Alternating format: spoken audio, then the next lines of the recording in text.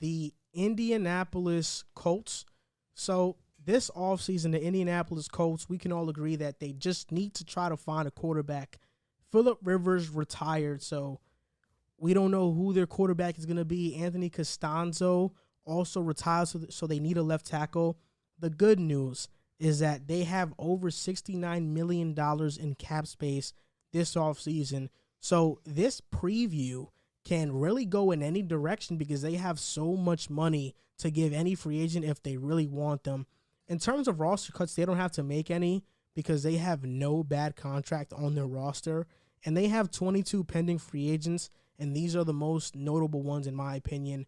Jacoby Brissett, T.Y. Hilton, Justin Houston, Danico Autry, Malik Hooker, Xavier Rhodes, Mo Alley Cox, Trey Burton, Zach Pascal, Marlon Mack, Anthony Walker Jr., T.J. Carey, and Chaz Green. I think T.Y. Hilton goes. I think Jacoby Brissett stays. You think Rhodes go? I think Rhodes goes. I think Justin Houston stays. Danico Autry goes. Malik Hooker goes. Xavier Rhodes goes. Mo Alley Cox and Trey Burton stay. Zach Pascal stays. Marlon Mack goes. Anthony Walker Jr. goes. T.J. Carey, it really is whatever if he stays or goes. Chaz Green, I think he stays because they need left tackle depth. But overall, they have to keep Jacoby Brissett because you just have to have a safety net at quarterback. God only knows. People talk about Sam Darnold and stuff like that. That's fine. He has a ton of potential. Right now, I'm willing to bet Jacoby Brissett is better than Sam Darnold. Damn. That's just how it is. Last time he started, he had 18 touchdowns and 6 interceptions. He gets labeled as like a game manager, but Sam Darnold hasn't even proven he can be that yet. And that's just being honest. T.Y. Hilton is getting older. He's lost speed. He's 5'9". Who knows how he's going to be down the line. I don't think they want to pay him top money. You look at Justin Houston, he had the 6th highest pass rush win rate last season. So even as an older guy, he was still productive. Danico Autry is a defensive end as well that transitioned to a defensive end from a defensive tackle. I think they're going to keep one of those guys, and that's going to be Justin Houston. Malik Hooker, Julian Blackmon showed out this past season. There is no need to bring back Malik Hooker. Xavier Rhodes, he had a bounce-back season because he was reunited with his old cornerbacks coach, and I think Jonathan, I forgot his name, but Jonathan Gannon. He was reunited, which led him to having another great season. I think he's going to get a good contract from another team that might not be in the Colts price tag that they're willing to pay an older guy like that. Mo Alley Cox and Trey Burton, excellent tight ends. You have them stay. And Marlon Mack, always injured. Nyheim Hines is that receiving back. And Jonathan Taylor is that every down back. So there's no need to bring back Marlon Mack. Yeah, I think finding a quarterback is their number one need. I think with this team, you just named all the cuts. They don't have to. It doesn't have to be too much. These free agents aren't any big name. T.Y. Hilton isn't what he is anymore, and Marlon Mack can move on just because Nyheim Hines has elevated, and Jonathan Taylor is probably going to be the running back of the future. So I think that's good. Xavier Rhodes, he revived his career, but he's 31. You're going to look somewhere else. Malik Hooker, he can go because I forgot the guy's name, that rookie safety. Julian Blackmon. Yeah, he's good, so you have him there, so that's fine. So quarterback, I think they've been in talks with the Eagles about getting a quarterback. They had a table on the offers between them and the Bears. I think that would be their best bet at this moment, reuniting Carson Wentz with his old coach. So I think that's where they're going to go in terms of quarterback. I think they need to fill holes at the wide receiver spot. I think Michael Pittman is his name? Pittman. He's good, but I don't think he hasn't solidified himself as a number one yet. Bringing back Zach Pascal is going to be good, but you still need somebody that's going to be that number one that's going to take that attention off the defense. So I think getting a number one this offseason with Allen Robinson, Chris Godwin, and Kenny Golladay, if he doesn't get tagged, I think that's where you should go. Yeah, I agree with you first and foremost on Jacoby Brissett. I think just having that safety blanket because you never know. The Eagles and Jets could stand pat with Wentz and Darnold, move forward with them, and then you're left picking from the scrap heap in free agency, and you could be left empty-handed. So I think bringing back Jacoby Brissett is important. Even if you do go out and trade for one of those guys, more so Darnold, you're bringing a guy into a new system. It's always good to have a veteran quarterback around who's been with the system, help him adjust, and build up that quarterback room. So I like bringing back Brissett. I don't think the price tag will be too much.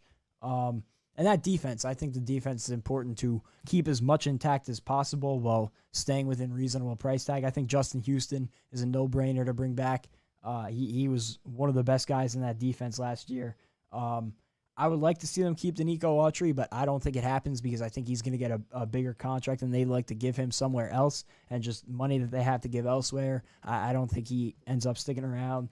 Xavier Rhodes is the guy that personally I would keep around just because, like you mentioned, the relationship with the cornerback coach. He's not there no more. He had a little bit of a revival of a year, so I would like to see him stick around just because he played so well last year, and I think that he was a strong piece in that defense. So I want to keep that defense together as much as possible within the price range. And then obviously finding the quarterback, whether it be Sam Darnold or Carson Wentz. I do think they're going to go out and trade for a quarterback rather than, what options are there available in free agency. Maybe I don't think a guy like Dak Prescott fits what they want to do. So do they then go through the draft? Maybe they trade up for a guy like Trey Lance, but Trey Lance's stock is skyrocketing, so they would have to trade up pretty high in order to get in that discussion. Any of those quarterbacks are going to be going top 10, so in order to get up into that range, you're going to have to give up some pretty serious capital. So I think that those two guys on the screen right there are the most realistic options at quarterback after the Stafford trade. I thought that Stafford was going to be their guy. Yeah, me too. And Jonathan Gannon is the Philadelphia Eagles defensive coordinator now. He went with Nick Sirianni there. That's why I don't think Xavier Rhodes is going to be back, because I think that familiarity is not there now since Jonathan Gannon left. And these are the Colts' positions of needs as it stands. Quarterback, edge rusher, left tackle, wide receiver, cornerback. I think they are going to trade for Sam Darnold. That's just my prediction. So my offseason is based on them trading for Sam Darnold. When you look at wide receiver, Will Fuller is there. I think he gets re-signed by the Texans, though. Corey Davis, Kenny Golladay, Allen Robinson, Curtis Samuel, and Sammy Watkins. Kenny Golladay, I would like him there, but this is a reason I wouldn't. Michael Pittman's ceiling, what does it look like?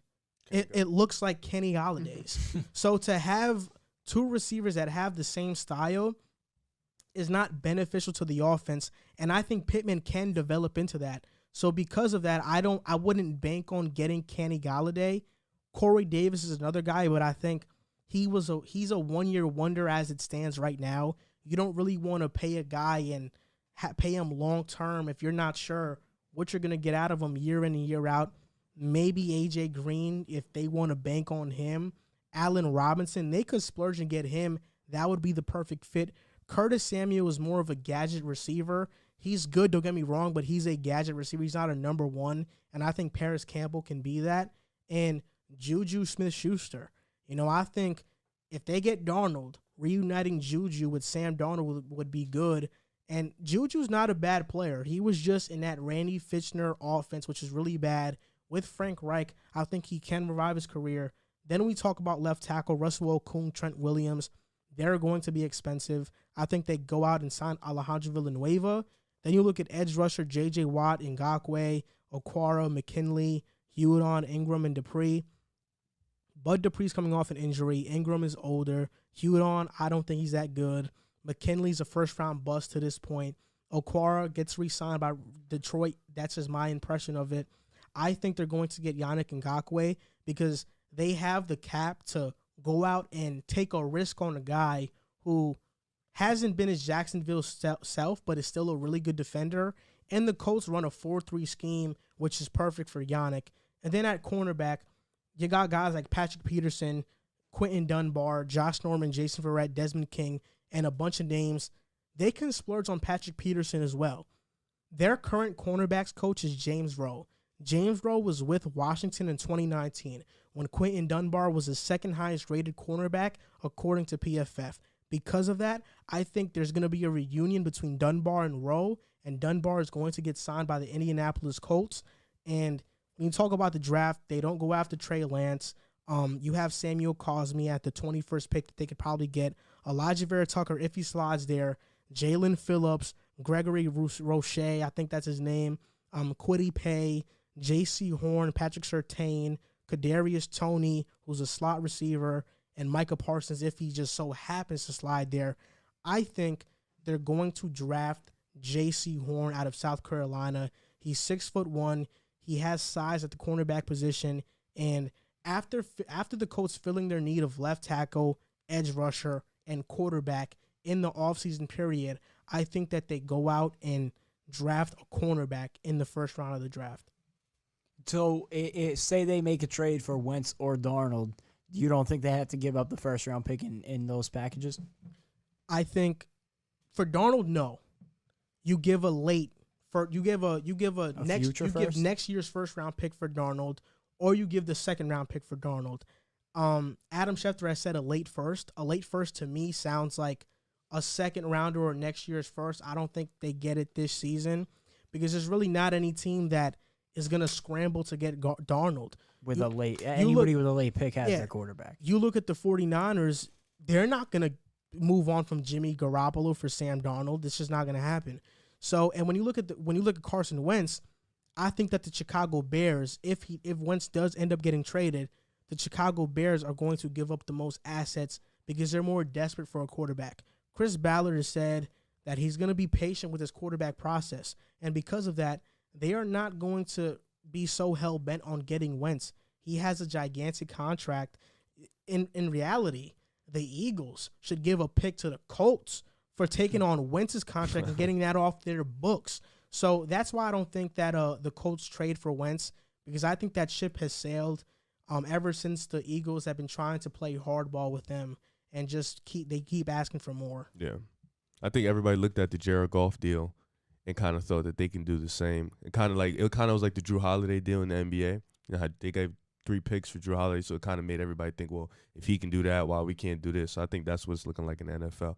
But yeah, I agree. I think a lot of teams aren't jumping out the gate for Sam Darnold, so I don't think they're gonna. I think the Colts have a good way to be patient. I mean, Trey Lance has been jumping up the boards, but I thought he was a project, if anything. He's not gonna. I don't think he's gonna be there at 21. Then again, I didn't think Jordan Love was gonna be there last year at 26. I think when the Packers picked him. So if he gets there at 21 or at the Colts pick, you think they take him? Yeah, but I also think last year was a weird year. There weren't a lot of teams that were trying to get a quarterback. This year, it's so much different. The Falcons are going to be in the mix. The Jets, the Jaguars. You have the Panthers are going to be in the mix. You think the Patriots are going to be in the mix? Yeah, if Trey Lance is there, yeah. You have the Broncos that are going to be in the mix. There's so many Philly's teams. been talking about it too. Philly's been talking about it. So there's so many teams that can go quarterback because of that. Trey Lance does not last to 21. Mac Jones may, but I don't think there's going to be teams potentially looking to trade up to get quarterbacks. So it's not even just the teams that you just mentioned, but other teams that could potentially jump up and try and get a quarterback. I don't see any chance unless there's a who was the gas mask on draft night that tanked his stock like 20 picks. I'm blanking on the name right now. Offensive lineman Laramie Tunsil. Unless there's a Laramie Tunsil incident on draft night, I don't see any chance that any of those 4 quarterbacks not to mention drop down to their pick. Teams are just moving up in the draft regardless, so that can change the dynamic either. So and outside of that, I don't think Mac Jones or Kyle Trask is worth a first-round pick. I don't even know if they're worth a second-round pick. Personally, I would skip both of those guys and wait for Kellen Mond later on. I think he's a better option than either of those guys for the value. So if they could trade up and get a guy like Trey Lance, but the problem is I think they have a window like right now where they have a great team that they could really compete. That's why I thought missing out on Stafford hurt them a lot, because with Stafford I thought they could have made some noise in the AFC. But now that he's gone, you got to pivot, and those 2 guys on the screen I feel like are the best available options that fit what they're trying to do. In free agency, I agree. I think you got to look wide receiver. I don't know if they're going to go out and be in on any of those top wide receivers, like any of the top 3 guys, Robinson, Godwin, Galladay, although I think they should be. Maybe a guy like Curtis Samuel you mentioned might make sense, or somebody like Marvin Jones Jr. You said maybe not Galladay because his ceiling looks similar to Pittman. Well, how about Marvin Jones Jr., who just played with Galladay in Detroit, might be a good fit. And then on the defensive end, maybe a guy like Romeo Okwara, Carl Lawson are 2 guys that I was looking at. Free them up alongside DeForest Buckner and see what they could do. 2 good young talents, so I would like to see them in there. And then the pick, I personally don't think that they're going to be picking in the first round, because I think they're going to trade that pick for Carson Wentz or Sam Darnold. Yeah, I mean those are all possibilities that can happen.